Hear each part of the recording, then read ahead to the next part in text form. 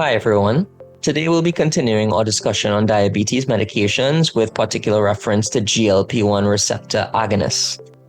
Glucagon-like peptide 1 is an incretin hormone secreted by the gastrointestinal tract in response to food intake and enhances insulin release in a glucose-dependent manner. GLP-1 receptor agonists constitute a diverse group of usually injectable anti-diabetic agents that have recently entered clinical use. Of note, an oral formulation has recently been introduced as well. They can be broadly classified into two categories. The first comprises agents derived from exendin, a peptide originally identified in the saliva of the Gila monster. Exendin shares approximately 53% amino acid sequence homology with endogenous human GLP-1 and is resistant to degradation by dipeptidyl peptidase 4. This is important because DPP4 is the naturally produced enzyme that breaks down GLP-1 in the human body. So it's important that it's resistant to degradation so that its action is potentiated. The second category includes agents that are structural analogs of native human GLP-1. These molecules have undergone specific modifications to optimize their pharmacokinetic profiles, resulting in preparations that require administration either twice daily, once daily, or even once weekly. Generally speaking, since these are subcutaneous injections, patients tend to prefer longer dosing schedules. GLP-1 receptor agonists exert their effects through activation of the GLP-1 receptor.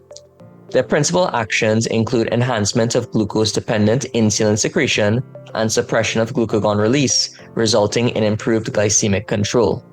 Now, these agents have enjoyed increased interest in recent years, particularly because of their benefits on weight loss.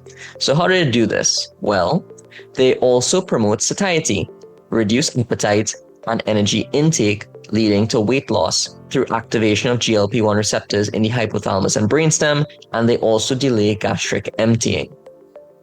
GLP-1 based therapies are associated with a low risk of hypoglycemia and can produce clinically meaningful weight loss with reductions of up to approximately 6 kilograms over 6 months. This is also important because patients with type 2 diabetes often struggle with overweight and obesity. So this pretty much helps them with their metabolic status as well as their glycemic control. Given their favorable effects on body weight, these agents are particularly suitable for individuals with type 2 diabetes and obesity-related comorbidities. They should not be co-administered with DPP4 inhibitors as the pharmacological effect of GLP-1 receptor agonists predominates, and no additional clinical benefit is derived from DPP4 inhibition. So you'll never really see physicians put people on both oral DPP4 inhibitors and a subcutaneous GLP-1 receptor agonist because you won't really have any benefit in glycemic control. Cardiovascular outcome trials have shown that liraglutide, dulaglutide, and semaglutide significantly reduce the incidence of major adverse events in those with established cardiovascular disease and high-risk patients. It limits myocardial injury during ischemia through both direct myocardial effects and indirect mechanisms such as reductions in blood pressure and circulating free fatty acids. Variations in molecular structure influence their pharmacokinetic properties, which in turn affect dosing frequency, therapeutic efficacy, tolerability, and cardiovascular outcomes.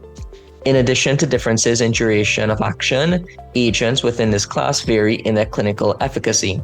So if you compare semaglutide to liraglutide, for example, you'll find that they have differences in their dosing schedule, with semaglutide being once weekly, liraglutide being once daily. And semaglutide typically has a greater potential for HbA1c reduction and weight reduction compared to liraglutide. Studies have reported mean reductions in HbA1c ranging from 9 to 19 millimoles or 0.8 to 1.8%, so you can see it has a pretty profound reduction in HbA1c levels.